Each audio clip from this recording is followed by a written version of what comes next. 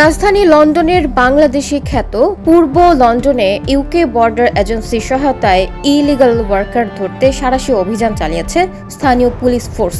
Visa আছে, food ডেলিভারির মতো কাজের অনুমতি নেই, কিন্তু অন্যের অ্যাপস ব্যবহার করে ফুড ডেলিভারি করছিলেন এমন 10 জনকে আটক করা হয়। এর মধ্যে 6 জন বাংলাদেশি বলে জানা গেছে। মঙ্গলবার 16 জুলাই ওল্ড স্ট্রিট এলাকার প্রধান সড়কে এই সাঁড়াশি অভিযান চালানো হয়। এতে কয়েক ডজন পুলিশ সদস্য অংশগ্রহণ করেন। সাধারণত এরকম অভিযানে ইউকে বর্ডার এজেন্সির ইমিগ্রেশন পুলিশ অংশ নেয়।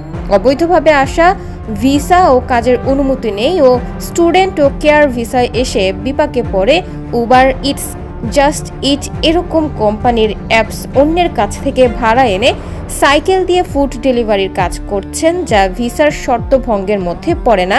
এ বিষয়ে হোম অফিস করা নজরদারি করছে। এ যাত্রা কমিয়ে নিয়ে আসতে বিশেষ অভিযানে লন্ডন পুলিশকে সাথে রাখছে হোম অফিস। ধারাবাহিকভাবে সর্বত্র এরকম অভিযান পরিচালনা করছে হোম অফিস। পুলিশ জানিয়েছে, আটককৃতদের ইমিগ্রেশন স্ট্যাটাস যাচাইয়ের পর পরবর্তী আইনি পদক্ষেপ গ্রহণ করা হবে। তাছাড়া অভিযান চলমান থাকবে বলেও জানিয়েছেন কর্মকর্তারা।